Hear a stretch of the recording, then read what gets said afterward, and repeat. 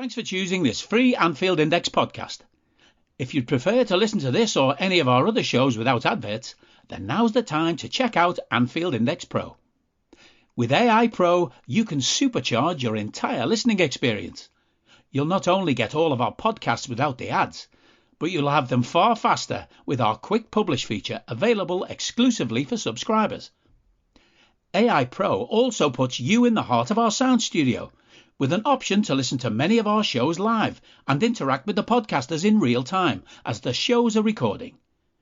Upgrading couldn't be easier. AI Pro is available on all popular podcast platforms, and we have our own apps for Apple and Android. Just head on over to AnfieldIndexPro.com and get started today. Hello and welcome to your post-match Raw on Anfield Index Pro, podcasting to you from my field here in beautiful rural Ireland. I'm Trev Downey, and joining me to give their immediate reactions to Toulouse 3, Liverpool 2 in the Europa League are Dave, Hendrick and Karl Matchett.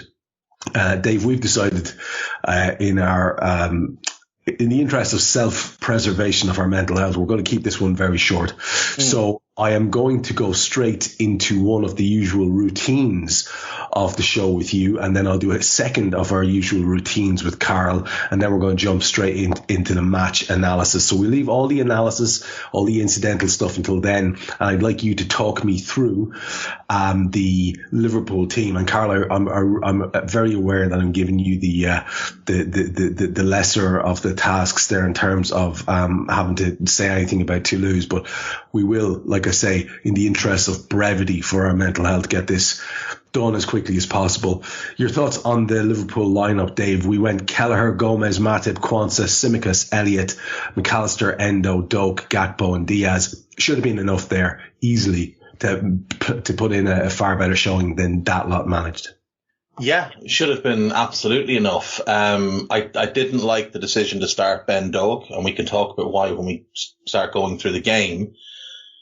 I was actually more surprised by the bench because it was reported that Alisson hadn't travelled with them and that Cade Gordon was with them but not part of the squad, and yet there they both are on the bench. I would have liked to have seen Jota start and just go at them and try and get the game wrapped up within the first 60. But he started Ben Doak because that's what Jurgen does, and it left us with a front three that didn't really have a goal threat in it, which I thought was an unusual decision from the manager.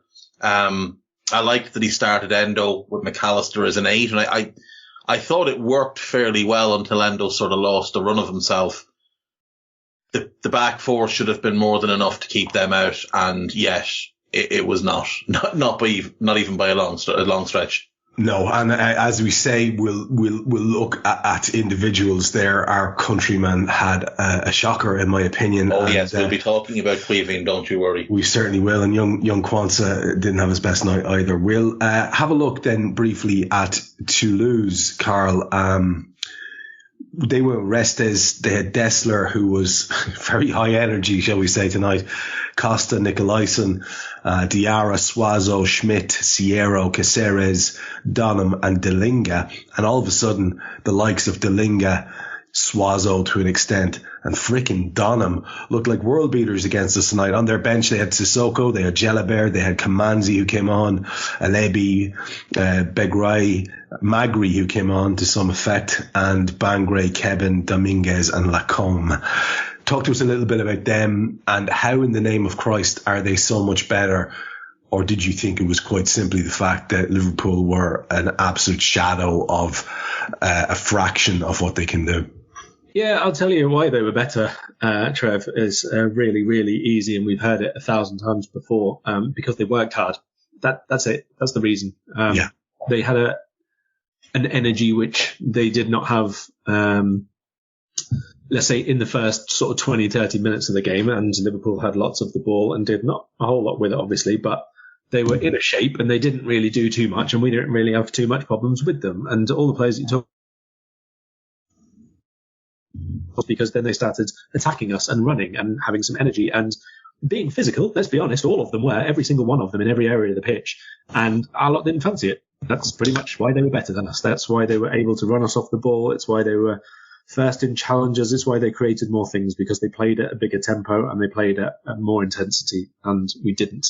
And It doesn't matter how much better than you are at people if you're not going to put the work rate in, to be honest. There was an edge to their physicality that I thought was going to result in one of our lot being injured tonight. I'll be honest with you. I thought they were right on that raggedy edge of being potentially dangerous. But like you say, the energy level is what it was all about. And sometimes I think it's easy for us to interpret a lack of a perceived lack of effort in Liverpool, and perhaps then extrapolate out from that and say, well, that's arrogance. And sometimes that's a lazy shout. Tonight, however, I think as we get into the match details, that might well prove to be the case, because as you said, Karl, we had a lot of the ball, but didn't seem to have the extra oomph to do anything with it. It was sterile possession for sure. Let's you and I start with the match details itself. Let's start into the first half of the first half. And there is a chance on 3 minutes. It's Joe Gomez with a header off the bar from an in-swinging Cody Gakpo free kick over on the left-hand side. Cody was on set plays tonight while he was on the field. There were... within a few minutes, Toulouse had a couple of corners, a little bit of inverted commas pressure on around the 10-minute mark. And it did sort of feel a little bit different, what with their home fans up and at them as well. There was a yellow then given to Schmidt on 10 minutes for basically throwing McAllister to the floor. And it looked in the early going like Luis Diaz was buzzing with the fantastic news, which we're all delighted with, about the safe return of his dad after that hellish ordeal they've all been through. And then on 17 minutes, we do have a kind of a chance. It's a McAllister effort, which is narrowly over after some great play by Doak. Absolutely his highlight of the night, because apart from that, all he did was try to run up players, and that maybe 2-3 times. And it seems to be all he has in his bag. We'll come back to him later, but he does pull the ball back for Cody Gakpo, who lays it off to Gomez, and Joe's cross is challenged for at the back post by Luis Diaz. The ball drops to McAllister just outside the box, and it's a very viciously hit half volley over the top, narrowly enough over the top, from that corner, because it was a deflected shot. It might have been in target otherwise. Joel Matip heads an awkward kind of 50p head bouncer over the top.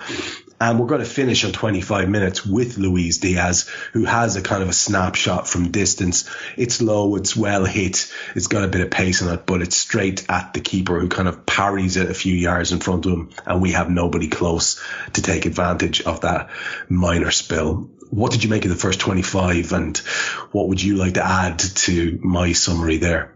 Not a lot, Trev. Look, there wasn't enough happened in there. You know, we would normally be 25 minutes in and have spoken about quite a few instances of our good play, or some people who had clearly been, on their game or anything like that at all. And outside of the Diaz factor, which you rightly mentioned, I don't really think there was. I think Gomez had a pretty good game overall, and obviously him being captain for the start of the game is a big deal for him as well. Diaz, I think, was pretty locked in. I was surprised that he started in the end, but I suppose if he's already travelled over there by the time he's got the news or whatever, maybe that's just what he wanted to do. And it was a bit of a shoot on sight policy from him early on, which is fine. I don't mind, because as Dave mentioned, there's not too many others in that starting 11 who are shot monsters, basically. So that somebody needed to be, and Diaz certainly looked like he was trying to early on. But look, too many of them were passive. Too many of them were happy to just pass on a bit of responsibility on the ball to somebody else. Too many people weren't. Well, in fact, nobody really was counter-pressing whatsoever. We heard Klopp speak about that at the weekend, that first half against Luton he didn't like it at all because there was no counter-pressing. Basically, I think that this was even worse, if anything. Certainly in this section of the game. It was fine because we had lots of the ball, but I don't really think that we did anywhere near enough with it to warrant being called like the better team or should have been ahead or anything like that. There are a couple of close calls, but really for pretty much a rookie goalkeeper, we just didn't do enough. Yeah, agreed completely. It just felt lacking on many levels, and Dave, on 27 minutes, we were given the news that Lask had pulled ahead of USG. And I'm not sure what happened after that, because obviously I was too annoyed by the events in front of me. And it could have come up on the Chiron. I didn't notice. But basically what that meant was that if we just won this game against an opponent that we'd managed to thump 5-1 in the previous game, then we would have qualified top of the group tonight, if Lask could hold on. Now, if you need an incentive, it was there anyway, but all that seems to happen is that from that moment when everything seems to be possible tonight, we go pretty much to shit. There's not a whole lot going on between then and the goal. All I could remember was there was a lovely ball played in by one of theirs from the right-hand side. Szoboszlai is sliding in central. He makes it look a little bit harder than it is, and I think he should do much better. It's kind of a great opportunity, if we're being perfectly honest. He's central, he's unchallenged. If he makes better contact on the night, anything at all that went in the direction of the goal is going by Queevy and Kelleher, so they should have been one up there perhaps. On the half-hour mark, Doak has a powerful half-volley type snapshot straight at the keeper, though, and it's parried away. Some nice covering runs by our lot on the half-hour mark. And Endo picks up a yellow on 34 minutes, which is a little bit decisive for how the game plays out after that, in one way, in terms of our tactical shape and in terms of our the personnel on the field in the second half. We do go one down in 35 minutes. Now, I'm going to pause here because I want to give you a chance to talk about it and anything in between there that I've mentioned. Tsimikas basically has his pocket picked over on the touchline by Donham, who drives straight at goal, unchallenged. Only Quansah is in a position to come to the ball. He does not come to the ball. And in fact, then he decides, having decided not to come to the ball, he should probably just have let the guy shoot, because who knows what Kelleher will do. He has his positional sense at least semi-right. But then Quansah decides it's time to get involved at the last minute, sticks his foot out and deflects the ball past Kelleher. For this one, he has no chance. I think it's fair enough to say that that's not one of the ones I'd be giving out to him about. Initially, I thought the shot had gone straight in and over Kelleher, and I was fuming. But I see that deflection makes all the difference. Talk to me about how open we are, how easy it was for them to run at us tonight and run past us tonight. The concession of the goal and anything else. If you want to fill out a few things towards the end of the half, feel free to do it. I have a couple I'll mention them before I go back to Karl for the start of the second. So we seemed kind of stuck between two trains of thought in that first half. One was the galaxy-brained right back steps into midfield, and we had Joe Gomez and Endo as the deep two, and we had Harvey and Alexis as the advanced two. And that's fine, because that's how we play. It doesn't really suit the players that are on the pitch tonight. Well, it doesn't really suit Joe Gomez. It doesn't suit Costa Tsimikas at all. But fair enough. But then every so often we'd switch back to just a normal back four. But the midfield rotation wouldn't drop in where it was meant to drop in. Alexis would drop sometimes, but not other times. Harvey would drop sometimes, but not other times, and rarely did both of them drop in together. So we ended up with this weird back four, lopsided two in midfield, 1-8 just sort of floating about in the ether, and then three up front looking a little bit lost and pointless. I thought Cody Gakpo showed tonight why he is, without question, the smallest 6'3" human being in the world. He has no physical presence at all. It's amazing, isn't it? It's amazing. It's incredible. He is 6'3", he could be 6'4". He is a giant human being. And yet he plays like a guy who's about 5'7". I understand that he takes a decent set piece, but on a corner, when Costas is on the pitch, get the fuck into the box, because you're one of the three biggest lads in the team. And even if you're not good in the air, they still have to respect you by marking you. And like, he is decent in the air. He's just not aggressive in the air. But they have to respect him by putting someone on him. And that can create a little bit of chaos in itself and maybe open something up for Matip or Quansah, who might attack the ball a little bit better. Now, Joel's attempts to attack the ball are the stuff of myth and legend, as we've seen over the past 7 years that he's been at the club, but he can still attack the ball. So I didn't like any of that. I didn't like the fact that Ben Doak just seemed to be out on an island. And look, I've spoken about him before. He's a kid. I don't want to criticize him. This isn't a criticism of him. But there's no end product with him at all. He had one really good run. The first time we actually got him involved in the game, which was probably 10 minutes into the game, he did really well.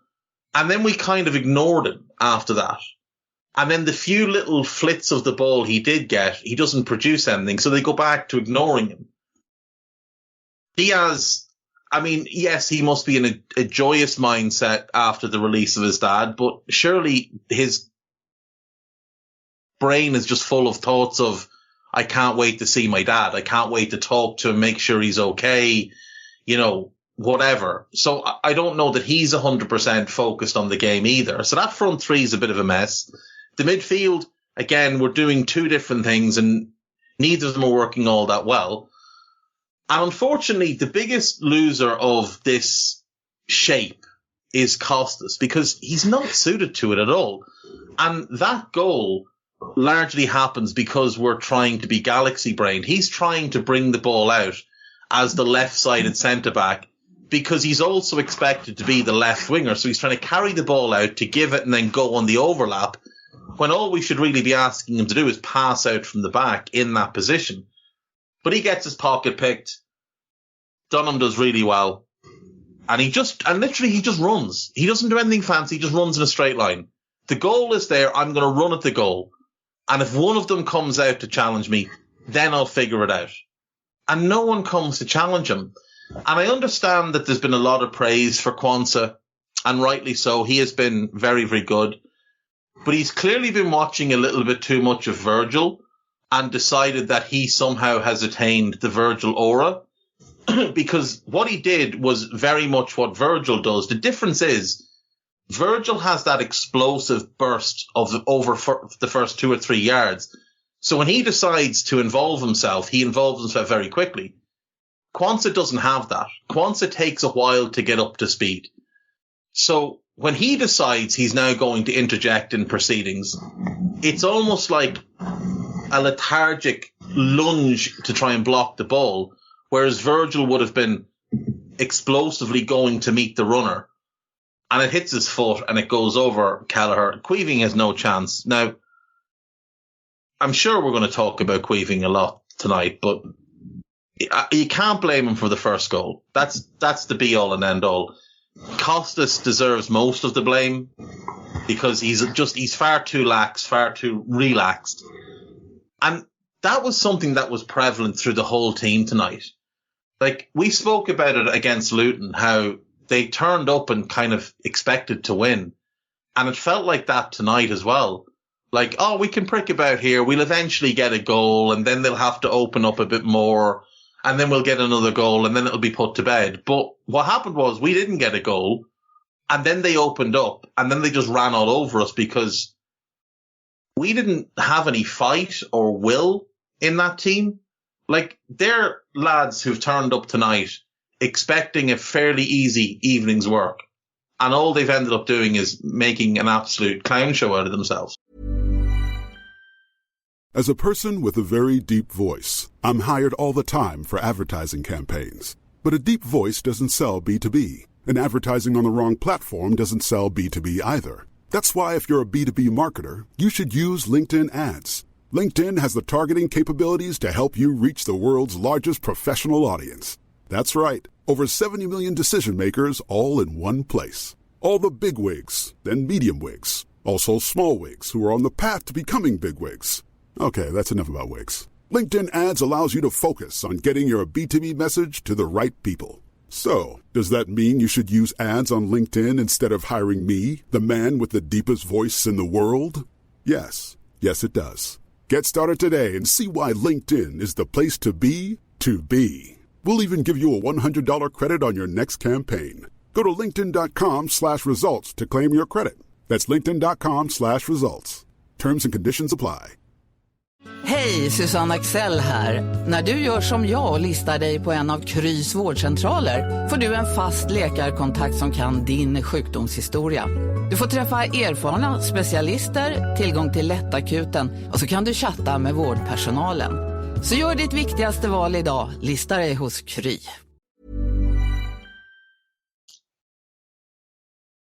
Are you that person who has everything?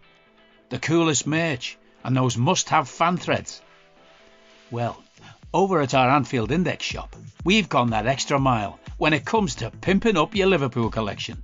From our popular range of bespoke design t-shirts, sweaters, hoodies and hats, to our signature edition mugs, prints and coasters, all provided with fast worldwide shipping.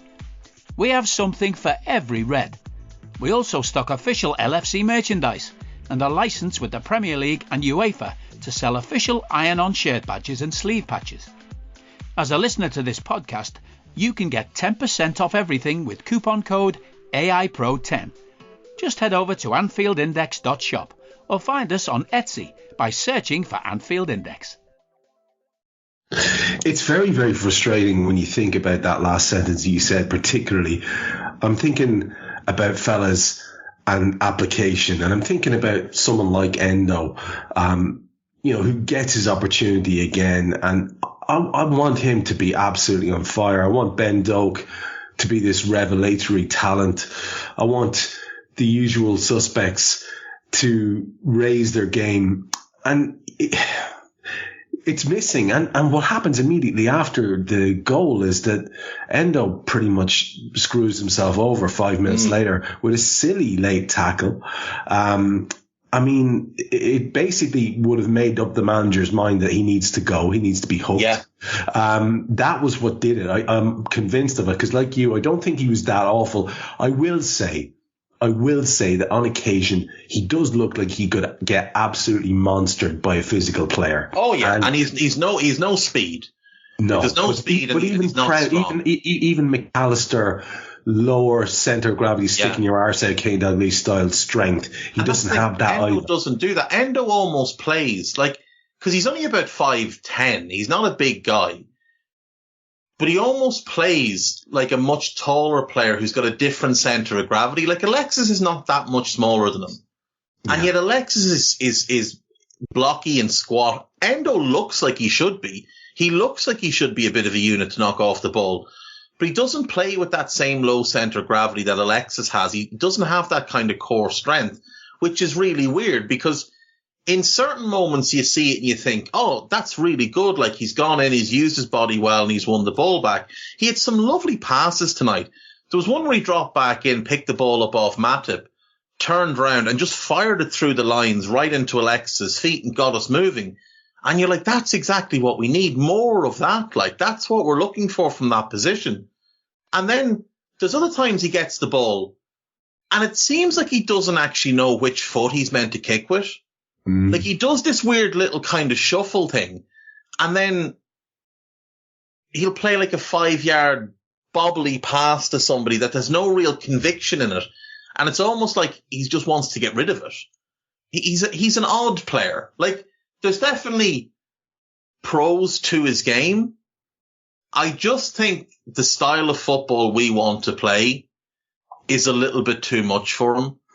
I think the pace we want to play at is a little bit too much for him. Well, it's funny you say that because I watched him and I was thinking of when I found myself playing in a level that was too much for me. And what you do is you have that nervous shuffle about you when you get the ball and you want to move it quickly and safely. And that's all you want to fucking do. And he just has that feeling that perhaps, and I don't want to write him off because I really want him to be good because I don't, unlike an awful lot of people, I don't think we're going to do anything in January and I think we're going to need these players. And so I want him to be better than he is.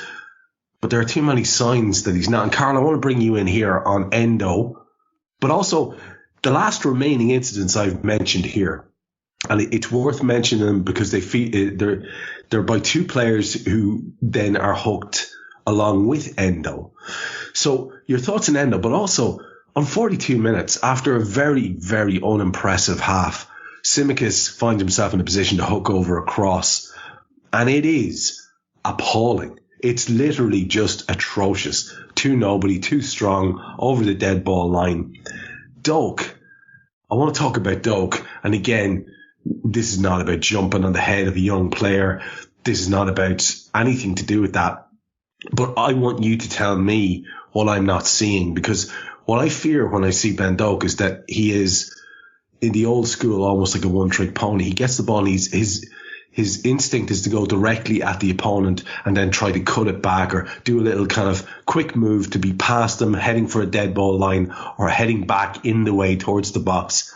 And that seems to be what he does, when he could have simply laid the ball off a couple of times. Now, I understand that's a young player wanting to impress. Like, I actually get that. I don't blame him for it. But I'm hoping, because I haven't seen much of him apart from this, and I'm wondering what is it that I'm not seeing.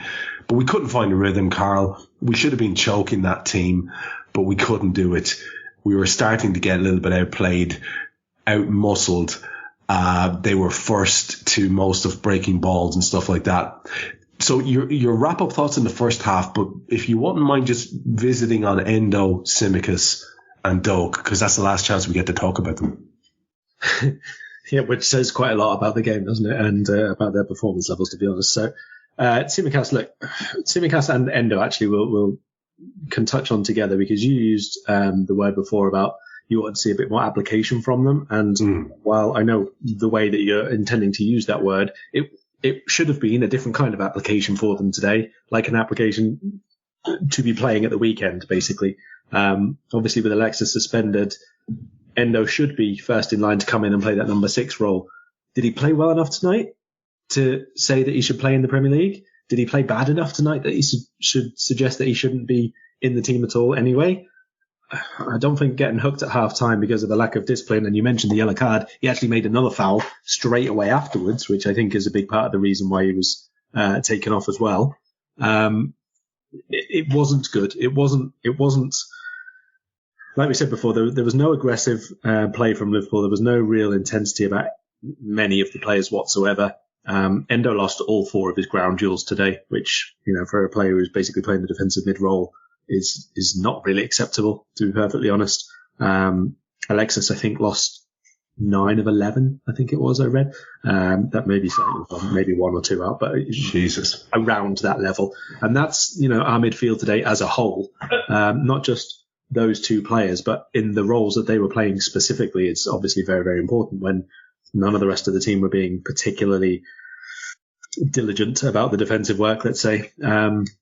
So Endo, I think, missed a big opportunity today. I think even in the past, and there were a couple of times, like Dave said, where he turned and would fire a ball and would play it between the lines. But overall, I think he was too safe with it. In the role that he had, with the amount of space that he had, I wanted to see much less passive play from him. It was an opportunity, and we needed the tempo raising, and I think he contributed quite a bit to keeping it lower, to be brutally honest. Tsimikas, I think, was poor overall. He just didn't really look locked in.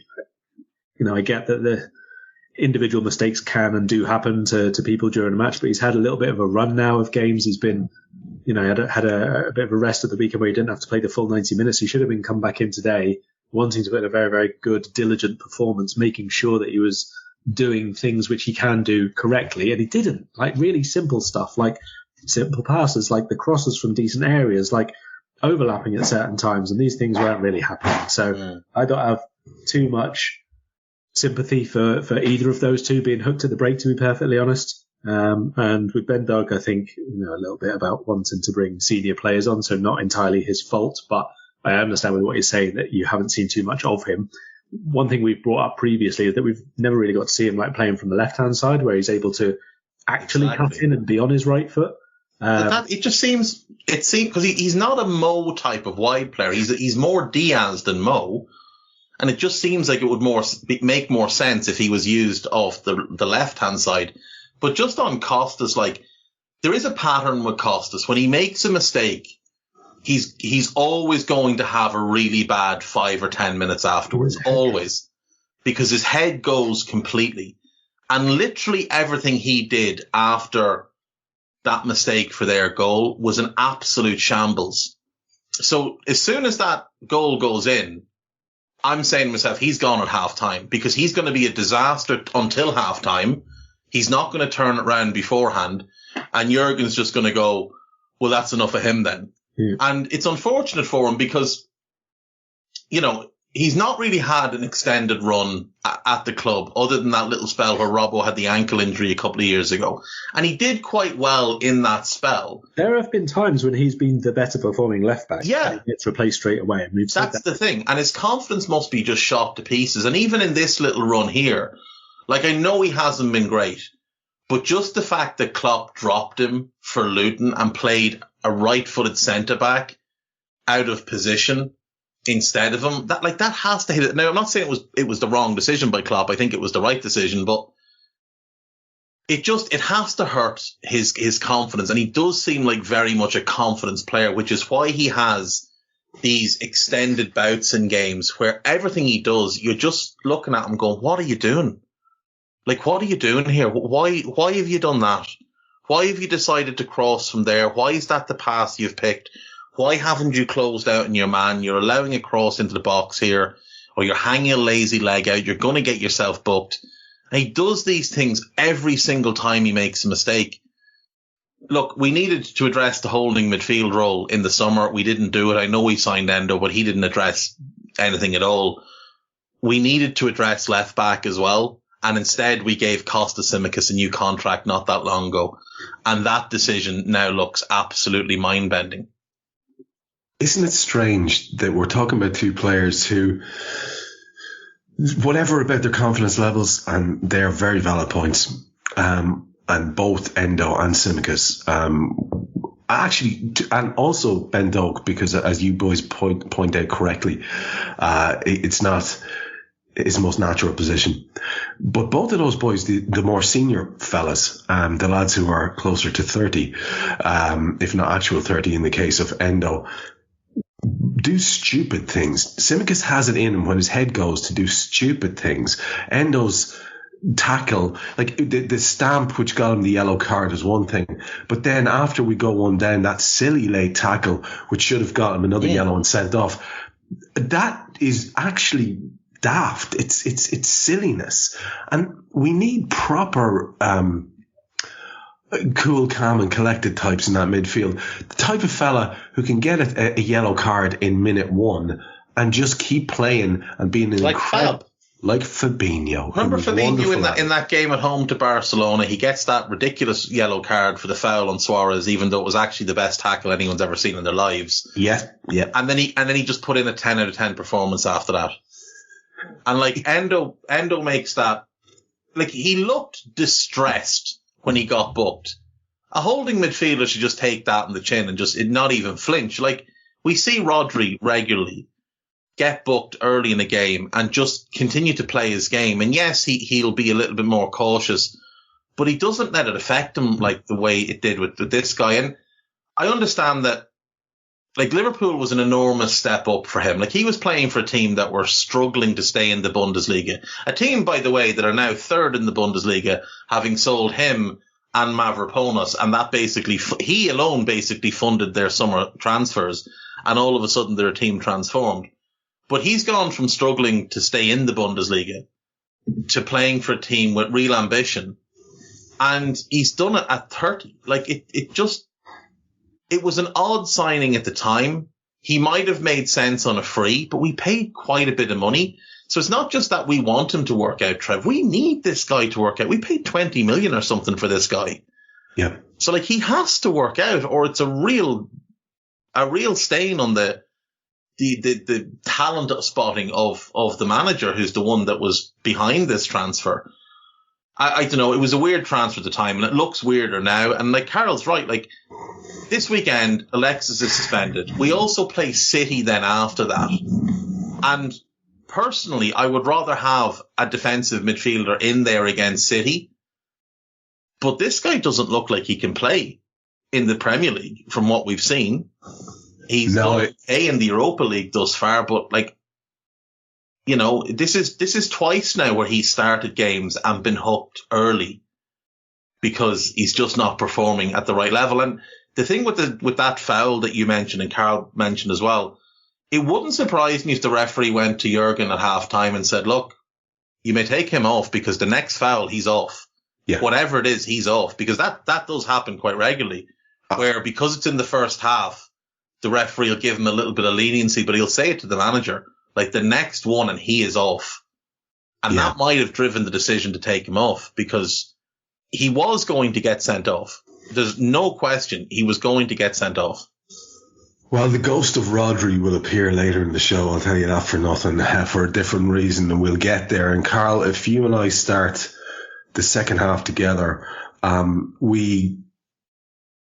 there's a grandiose gesture in the shape of Mo Salah, Trent Alexander-Arnold and Dominic Szoboszlai coming on. Or at least it looks very like Dominic Szoboszlai, but I have a feeling he was kidnapped at least a week ago and replaced by a changeling.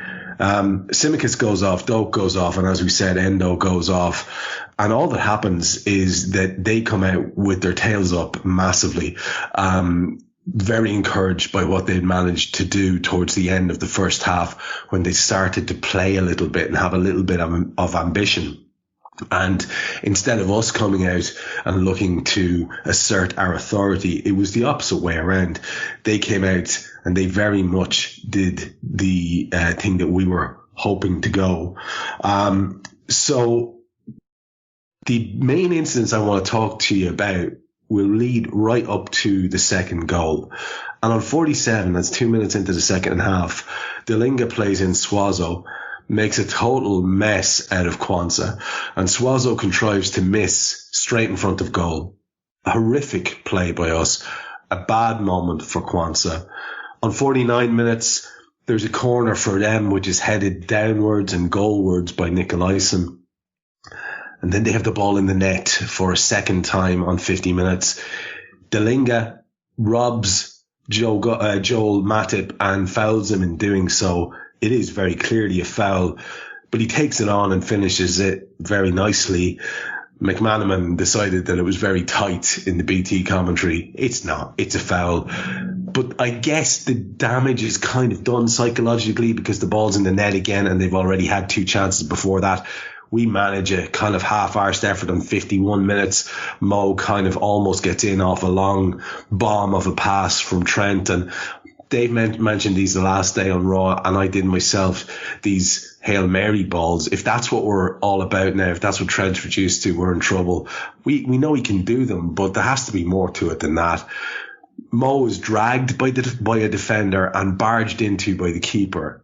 Just by the by, Colin might point that out. He's down on the deck, actually hurt for quite a while, but apparently that's grand because it's Mo Salah. On 54 minutes, there was a ball flicked in by Dom Szoboszlai towards Luis Diaz, but he can't quite control it. Now, he goes forward lurching. We didn't get to see a replay, so I don't know was he pushed or foul or what, but he couldn't get the ball under control in the central position. And then Karl on 57 minutes, we are 2-0 down. It is Delinga. In the same position that Tsimikas was, Luis Diaz finds himself outnumbered by 3 people on the dead ball line. At least he had a little bit more opposition than Tsimikas had. There's a great ball played swiftly into Delinga. It's a really good pass. Delinga managed to get between our centre half. So again, sorry, but Jarell's there in the mix, as is Joel.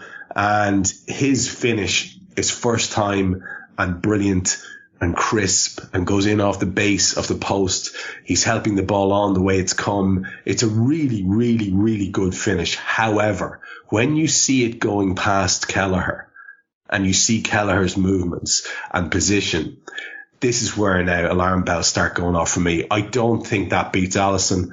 I could be a bit harsh because it is a very good hit. I'm interested in your take on that. And as I said, the opening part of the second half. As a person with a very deep voice, I'm hired all the time for advertising campaigns. But a deep voice doesn't sell B2B. And advertising on the wrong platform doesn't sell B2B either. That's why if you're a B2B marketer, you should use LinkedIn ads. LinkedIn has the targeting capabilities to help you reach the world's largest professional audience. That's right. Over 70 million decision makers all in one place. All the big wigs, then medium wigs. Also small wigs who are on the path to becoming big wigs. Okay, that's enough about wigs. LinkedIn ads allows you to focus on getting your B2B message to the right people. So, does that mean you should use ads on LinkedIn instead of hiring me, the man with the deepest voice in the world? Yes. Yes, it does. Get started today and see why LinkedIn is the place to be to be. We'll even give you a $100 credit on your next campaign. Go to linkedin.com/results to claim your credit. That's linkedin.com/results. Terms and conditions apply. Hej, Susanne Axel här. När du gör som jag och listar dig på en av Krys vårdcentraler får du en fast läkarkontakt som kan din sjukdomshistoria. Du får träffa erfarna specialister, tillgång till lättakuten och så kan du chatta med vårdpersonalen. Så gör ditt viktigaste val idag, lista dig hos Kry. Hello, I'm here to annoy you. I'm here to annoy you into listening to more of me and more of others on EPL Index. We don't just have the Anfield Index stuff. We've got EPL Index as well, which covers the entirety of the Premier League. And we have 3 podcasts and a whole bunch of really good writing on EPLindex.com. The podcasts are my own two-footed podcast, which is every day at 4 p.m, Monday through Friday, covering the whole league. We have A Tad Predictable, hosted by Tadiwa. You know Tadiwa, he does Anfield Index. He presents A Tad Predictable before every Premier League match week. And then Kevin De Vries and his crew on the EPL Roundtable, they're every week after the Premier League match week. So make sure you listen to everything we're doing on EPL Index and follow us there on Twitter at EPL Index. Thank you. Bye-bye. Yeah, well, I think, first of all, important what you said, like we should have come out with a lot more energy intensity. You got to imagine that Klopp was extremely displeased at the interval. Whatever else was said about, substitutions and that, making 3 subs kind of, suggests you've not done a great job here, lads. So, things need to be better from those who are remaining on the pitch. I must admit, for all 3 of them who came on at the break, I kind of got the impression by their performance of exactly what they've said before, that they thought that they could, play the nice game and eventually things would happen for them because they're better. And that very, very rarely happens unless you happen to score the opening goal quite early on or whatever. That's just not really a thing in football, especially not when the other team actually have something to fight for and are actually willing to fight as well, which, as we've mentioned, Toulouse very, very clearly were. So, not a great start at all. Not really any difference in our patterns of approach play. Not really any patterns of approach play at all, to be perfectly honest. I do think that we haven't really mentioned him because I don't think a huge amount went perfectly right for him. But I do think that one who's maybe exempt from the effort and intent conversation is Harvey Elliott. And I thought he was willing to do the industry and the work rate. It just didn't really happen for him. He just wasn't very good with what he did. Like a lot of the times there was like he was the one making the chase or winning the second ball or trying to take someone on or turning back around and move the ball a bit quicker, but it just wasn't executed particularly well. But he was trying, at least, I thought, anyway. Then the chances that they have, it's just horrific defending all around. Even before the disallowed goal and the goal which wasn't disallowed, they had that great one-on-one chance where Trent obviously has to come across very, very quickly. To try and sort of squeeze him out on his left foot a bit. The one which actually did count, I'm with you. I think Kelleher should have done better. It was positionally quite similar to, I'm pretty sure it was the Toulouse goal last time out as well, where it's sort of low and across him and he turns his body away and goes with his feet, but not very far out from himself. I thought he might have done better on both of those, the Toulouse goal at Anfield and then their second one as well. But even though I do think that Kelleher should have done better there, Liverpool as a whole, as a defensive unit, should have done a lot better in not having the ball there in the first place. And Joel Matip here especially, he's looking across. You can see Kelleher is in like 5 yards of space. Quansah is probably a yard too deep at this point, but the striker is behind him, so he can't really see either the line of the defenders behind him or the position of the forward. Matip can see both of those things and does nothing until the ball's already at Kelleher's feet, and it's way, way, way too late by then. Actually, I'm just going to stick with you for a sec, because immediately after the goal, the second goal, which could have been their third goal if we're being honest, Restes smashes Luis Diaz in the box as he's trying to punch clear. He's in bits, Luis. It takes him a while to recover. And again, there's not even a look at that. I guess it's fair enough. And in the old way of playing that I was brought up in, it's perfectly fair. But, you know, modern football, who knows? But Karl, the ball's in the back of the net again almost immediately afterwards. That could be potentially 4-0. They cut us open really easily again, and it's just offside from the goal scorer. And it just had that feel of an absolute shit show at that stage. It was falling apart in a way that was, I don't know about you, Karl, but I was feeling very embarrassed by what I was seeing from these guys who I've been lionising and saying they could hang in and around there, and who knows, they might be in with a shout if City could collapse. I mean, Christ alive, that is the antithesis of what we saw tonight. I mean, I agree. It was awful, and while I have absolutely no, redeeming things to say about the performance on the night, I do think that a lot of that is down to the absolute lack of jeopardy in this competition. That's just how it is, because ultimately, Toulouse have had to play at the very greatest extent of their powers, and as you mentioned, on the very limits of what is physically okay, to just about get a win and just about therefore keep themselves in the hunt to go through. Liverpool can play as badly as this, almost still not get beaten, and it makes no difference whatsoever, because we know we'll win one of the other two games and still go through. Like, there's just no massive incentive here as a collection for those players to go out and put absolutely every ounce in to make sure they get the win tonight. Individually, there is, because as we've already gone over, Endo has got a place in the team to try and win. Tsimikas should be trying to find really, really good form in this run of games that he's got. There's a few other players out there who are not starters every week and should be trying to be, basically, but that's individually. And when everybody else is doing the same thing and everybody is not really putting in everything, it's just a rubbish performance, and there's no overriding need to absolutely make sure that you don't get beaten, because there's another 2 games to come and you're playing absolute rubbish sides in the other games as well. So I do think that there's an element of that about it, which doesn't excuse anything about the performance at all. Like you say, embarrassing is probably how I would feel if I didn't feel embarrassed that the Europa League is what we're in anyway already. Yes, but imagine the double down of embarrassment if we end up in the qualifying round, which has to be played because we didn't win the freaking group. Dave, there's another person who falls into that category that Karl's just outlined eloquently there, of fellas who you'd expect more from and who have an opportunity to try and stake a claim for a first team shirt, and that's Cody Gakpo, who was pretty anonymous. Darwin comes on for him on 72 minutes. Within a minute, we are back in it, theoretically. It's a lunatic goal, an own goal, a big bomb of a ball in. Joe Gomez flicks it onto the back post. And there's 2 defenders, Caceres and another chap, and the goalkeeper all going for it. It goes off Caceres, who has got his back to play. I think it goes off the back of his shoulder and in. And then you're thinking, okay, 73 minutes, Darwin's on the field. Maybe there's a kind of redemption arc for this game of football. And within 2 minutes, Dave, and this speaks to shoddiness of a kind that I do not ever want to see from a Klopp team again. It's fucking disgraceful.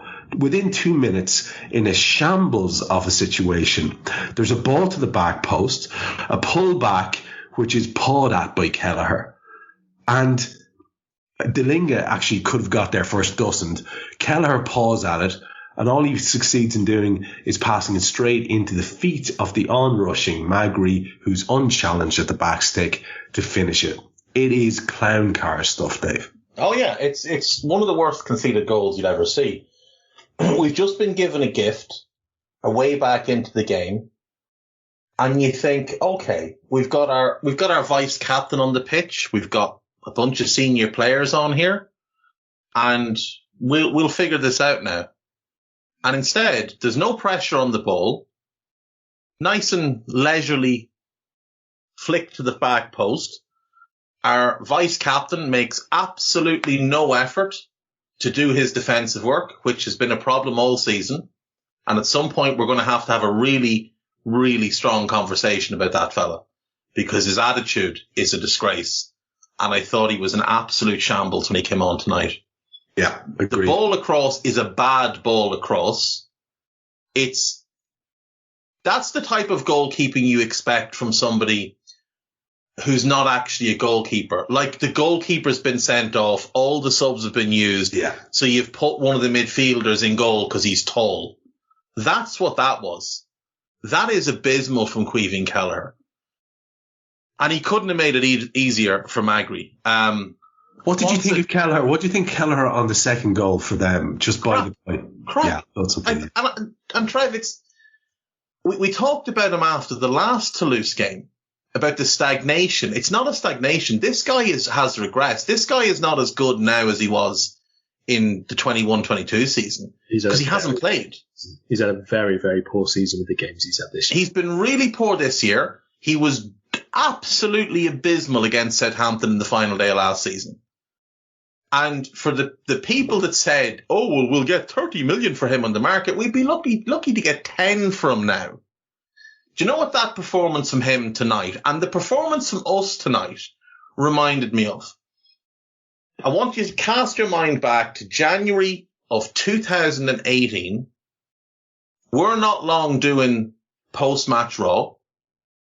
Liverpool 2, West Brom 3 at Anfield in the FA Cup, where we played in a similar vein as tonight. There was an arrogance to the team where they thought they'd wipe the floor with West Brom.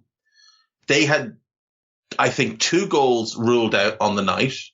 Could have been 3. One was definitely ruled out by VAR. It's the first game we ever played under VAR.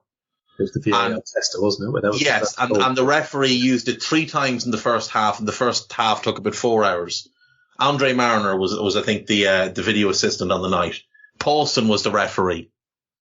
And it was an abysmal showing from everybody. But they had a couple of goals ruled out. It was like every time they took a shot, it ended up in our net. And we were just lucky that a few of them got ruled out. It was the same thing tonight. They had 7 shots in the game and 5 of them ended up in the net. 7 shots on target in the game. And 5 of them ended up in the net. And 2 of them were then ruled out.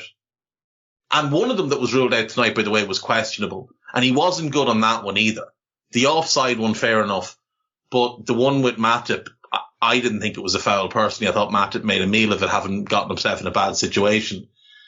But, like, that is an appalling performance from Kelleher. Like, that is so poor. That cross is not a good cross. You could just dive on it.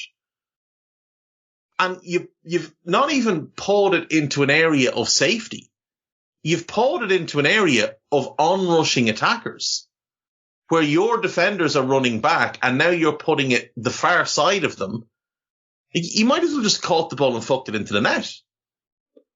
Is there anything to be said for extra blame and portioning, seeing as we're firing a few scuds here, at the fact that Magri was unchallenged?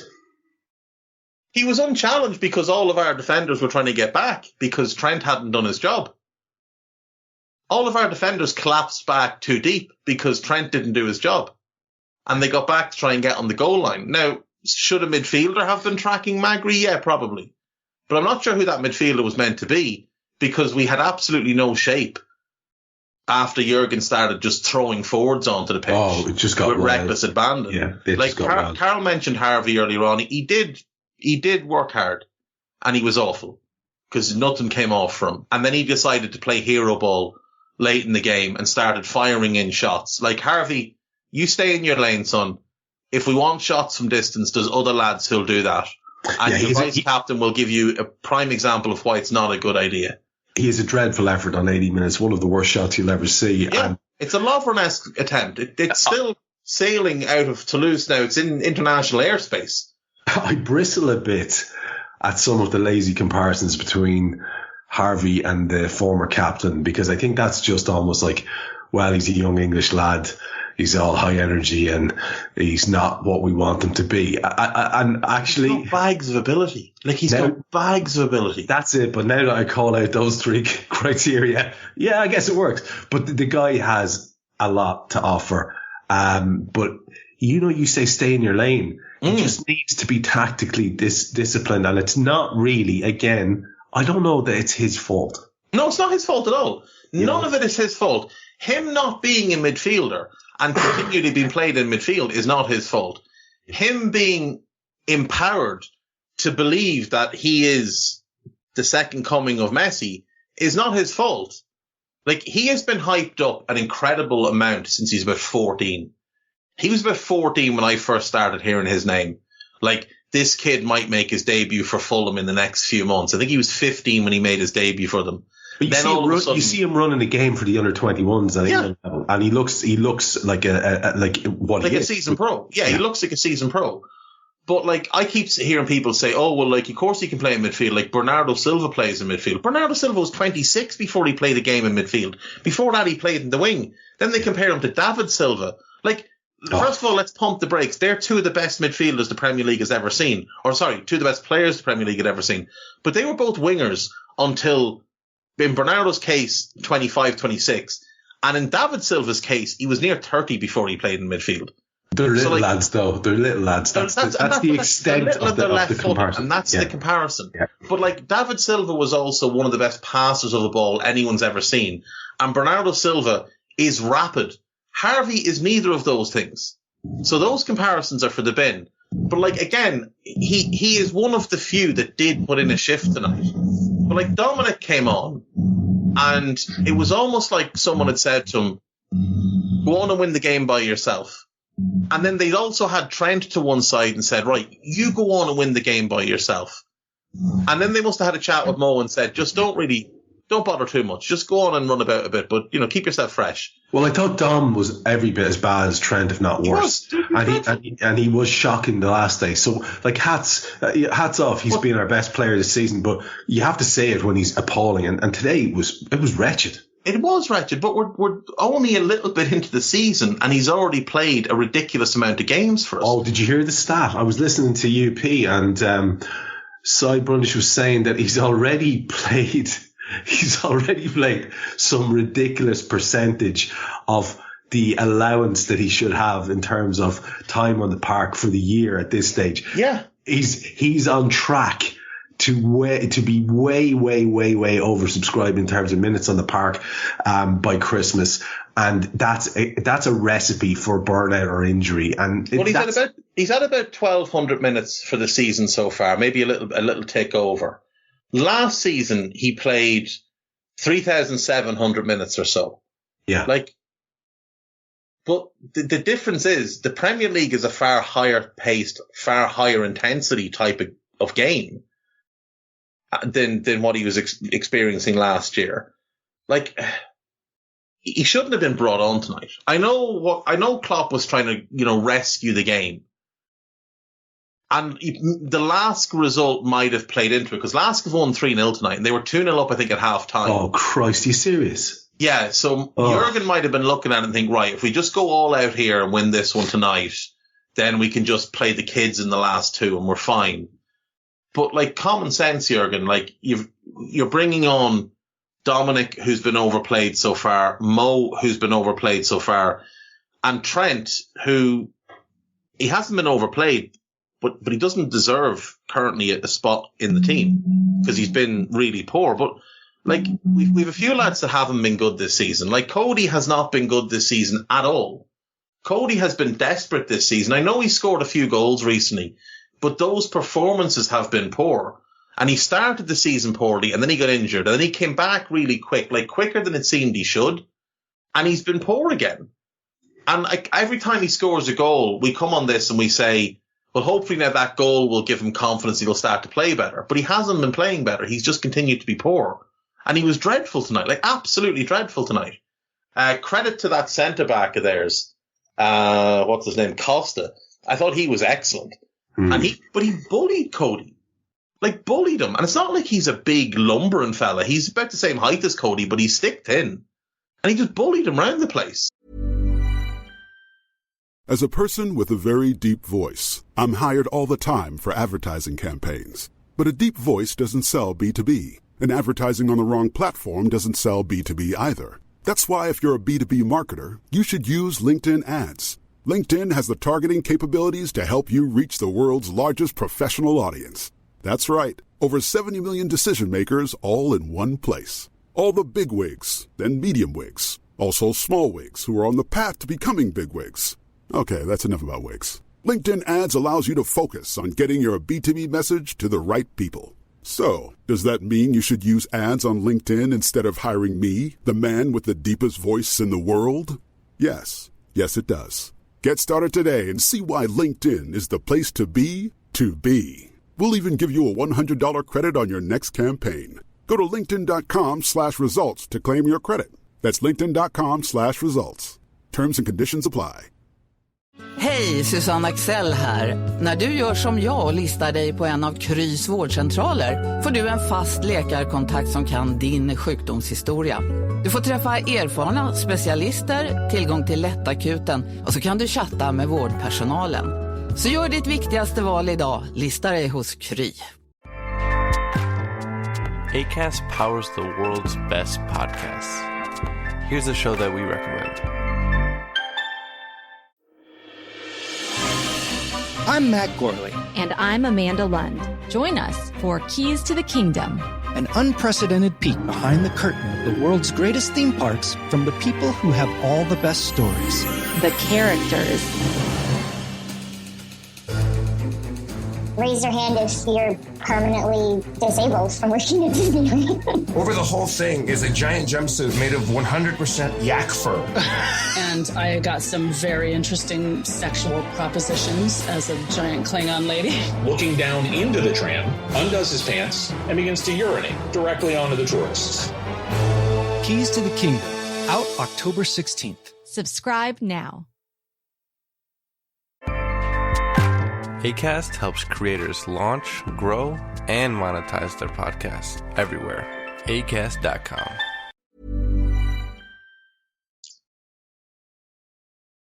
I don't need a VPN. I've got nothing to hide. This is what I used to tell myself before I hooked up with LibertyShield.com.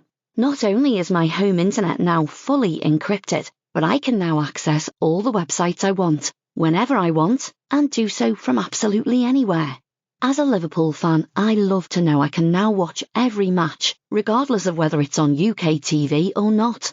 My Liberty Shield VPN makes sure nothing is blocked and guarantees me super fast streaming speed throughout that match. You can get connected right now with their software package, which includes a 48-hour no-obligation free trial and instant access to their apps for Apple, Android, Fire TV, PC, Mac and Android TV.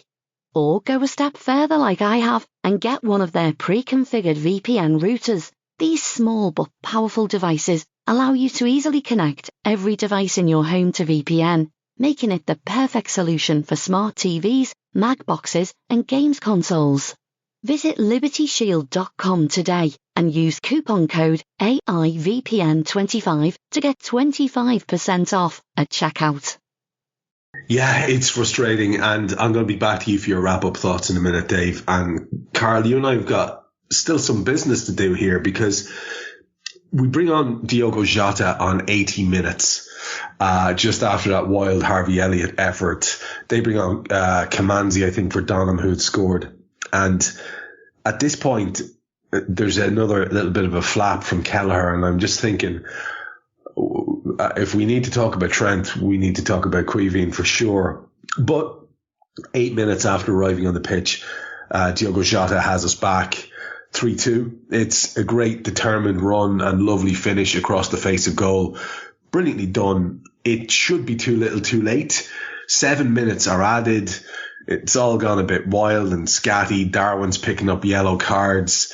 But on 97 minutes, Karl, on 97 minutes, it goes to 3-3, and it is biblically, poetically, Jarell Quansah who fires home after some pinball in the box. It goes to VAR, and we keep seeing replays of Alexis McAllister's apparent handball in the build-up to the play.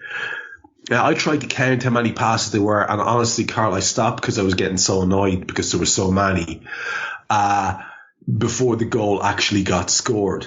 And then the commentators in BT, and this is what always worries me, because these fuckers have a direct line to someone, because this is, after all, showbiz. And there is some direct line that they get information that nobody else has. And they were saying, we're hearing it's a foul. We're hearing they're looking at a foul. Who the fuck are they listening to? Who's telling them this? Where are they hearing this? Anyway, when we get back to the screen, we see the referee going towards the centre of the pitch, looking like he's going towards the monitor. Instead, he brandishes a yellow card theatrically, goes back and appears to point to the centre circle as if a goal has been given. Within seconds, he's headed back to the monitor. He looks at the monitor, and all we're seeing, Karl, are pictures of a very Rodri-esque sort of, inverted commas, handball by McAllister in the build-up to the play. There are several phases of play before Quansah bashes it into the net. To me, and my understanding of the game, and I was checking this with you guys earlier on, it's absolute clown cars to go back and rule out the goal for that build-up in the build-up, or for that handball in the build-up, inverted commas. Whether or not you think it's a handball, surely it's too far back, but VAR rule it out. And it's perfect end to a clown show, really. Talk to us about those crazy last 10 minutes or so. Jota's goal, the Quansah goal, the VAR for Ago. So for Jota, I'm going to firstly start with that. He's been rubbish for absolutely ages, and he's been incapable of taking on people or moving sharply or having any kind of agility or, decent first touch, any of those things. And I have to say, in the last 3 weeks, something like that, there have been several instances where he has been the complete opposite of all of those things. I really, really hope that this is him sort of coming to the end of like a long rehab from that calf injury, which is obviously very, very difficult for explosive movement and everything afterwards. Because this goal that he scored here showed all of those things again, which he hadn't really been doing for quite a long time. It was also probably the only bit of individual technical quality that any Liverpool player showed in the match, where he picks it up, his change of direction. He takes it past basically three players, sort of between two, around another one. And it's a really good finish as well, which is obviously the one thing that Jota was still doing, even when not playing well. He was still able to get the touch in the box or the finish in the box and score and assist, that kind of thing. So really, really good from him, albeit just for 10 minutes. Still some stupidities from us, even though we had like loads of added time, some really bad decisions in terms of where to shoot from, what kind of pass to try and do. Trent seemed to just station himself left wing, and just stay there for most of injury time and just try to, curl balls into the far post. And that was all, just wait for the ball to come back to him. So all very, very odd. And to be quite honest, we shouldn't even have been in that position anyway, where we were able to go for an equaliser. I think we're, fortunate stroke, obviously good enough, but didn't have done anything in the game to warrant being in that position. The Quansah goal, for fuck's sake. God, I'm not even going to talk about BT. I've just decided. I tell you what I'm going to do. I'm going to read you the actual rules, and you can tell me what it is. Right? Thank you.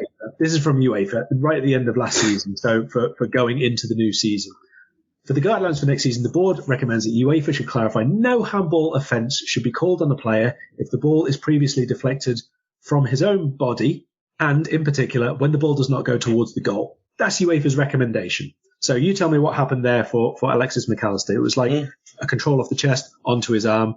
Now, if the referee gives handball there, I don't honestly have a huge amount of problem with it, right? I don't think it's handball. And under these rules, it's probably not handball. But if it's given, okay, fine, because he's probably controlled the ball a little bit more with his hand. I don't think you can really, really massively argue against it, right? That's UEFA. IFAB, who actually write the laws of the game, for handballs, which I've just now lost in my annoyance at whether I was going to talk about BT or not. But it's an offence if the player These are the things. If he deliberately touches the ball with the hand or the arm, for example, moving the arm or hand towards the ball, did this happen? No. So if he touches the ball with a hand or arm when it has made their body unnaturally bigger, and is considered unnaturally bigger when the position of the hand or arm is not a consequence of or justified by the player's body movement for that specific situation. So he was stood still and controlling the ball, which bounced to him and his arms by his side. So has that happened? No, if anything, the ball's moving downward. So he doesn't make his body bigger, no. Or it's an offence if the player scores in the opponent's goal directly from the hand, which is, obviously handball, that's fine, included by the goalkeeper, again, that's fine. Or immediately after the ball has touched their hand or arm, even if accidental, and then they score. Did that happen either? No. Nope. There is no other rule for handball.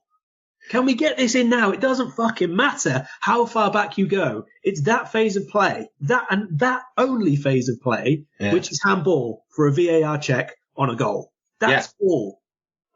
That's the thing. Like, handled it in or controlled it and then shot himself after that.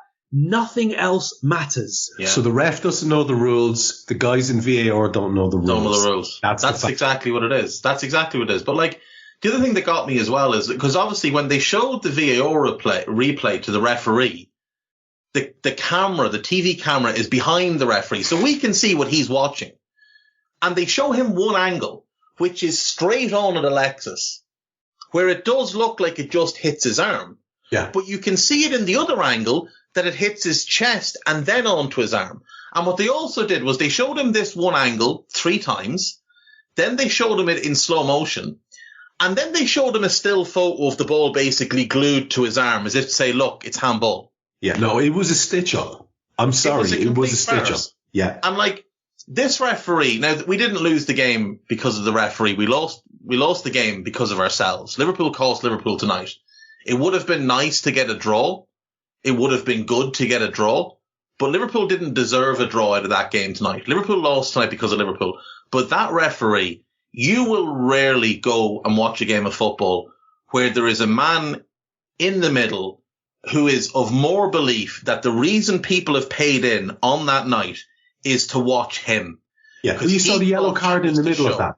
Yeah. Yellow cards, the real dramatic thing, talking to players but not looking at them. Like staring straight ahead as if like, don't dare question my authority.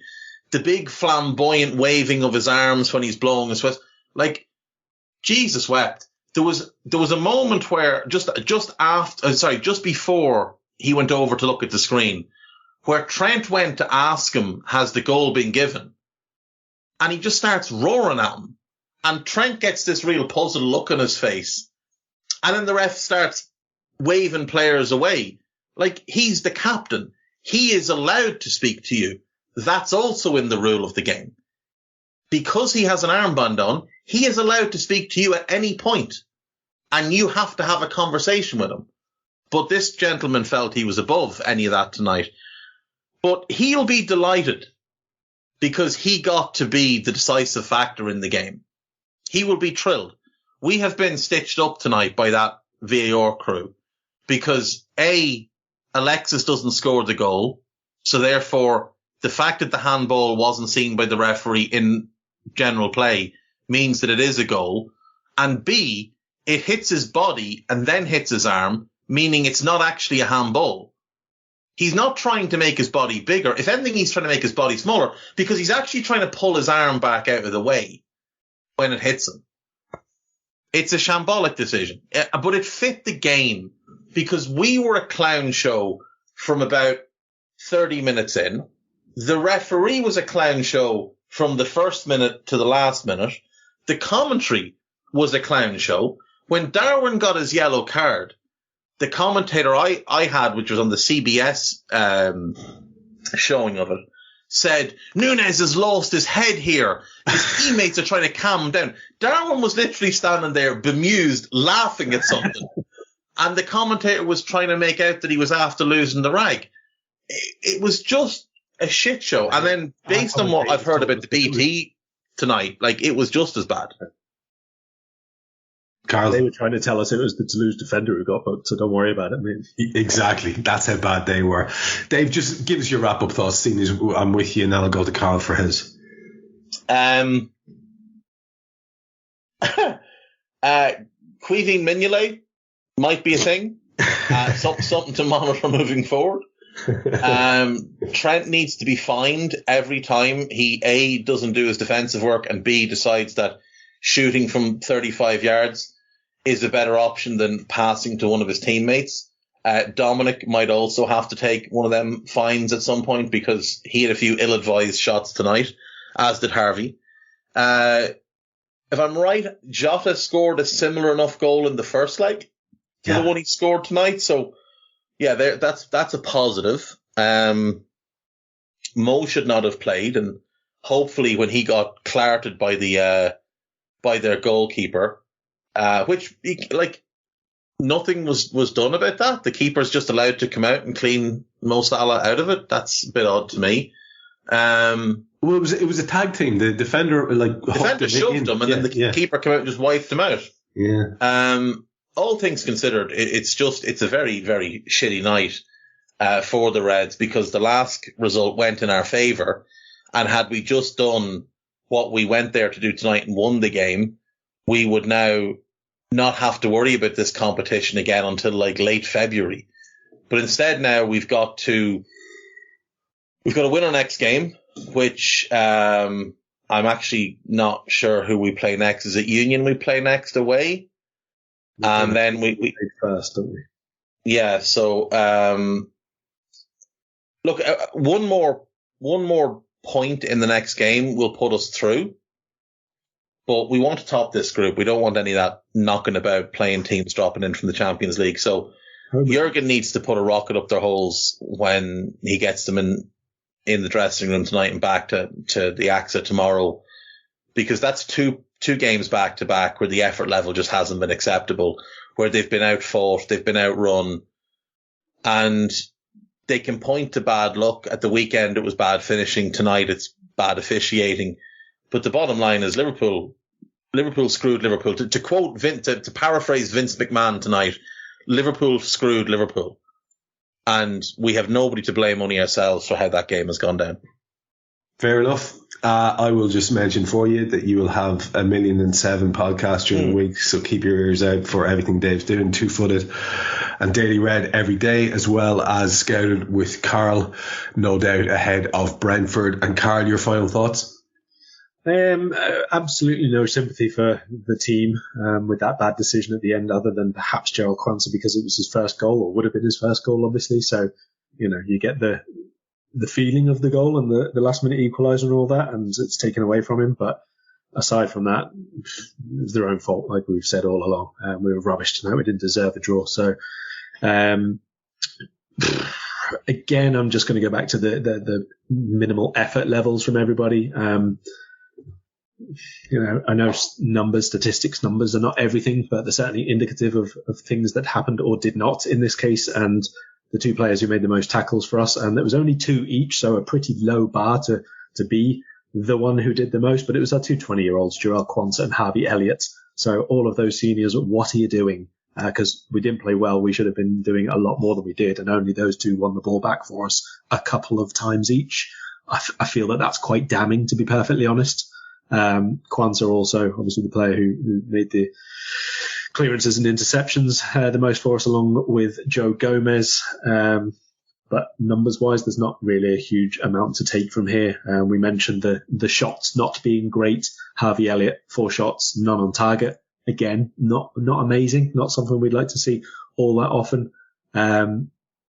The only player who made more than one accurate cross in the game that wasn't a set piece was the flying left back of the second half, Joe Gomez, who actually made 6 crosses and 4 of them found a teammate. So I do think Gomez was quite good, effort and technically, let's say, but not exempt from some of the defensive nonsense either. So just about our best player, but not a good player, let's say, for the night.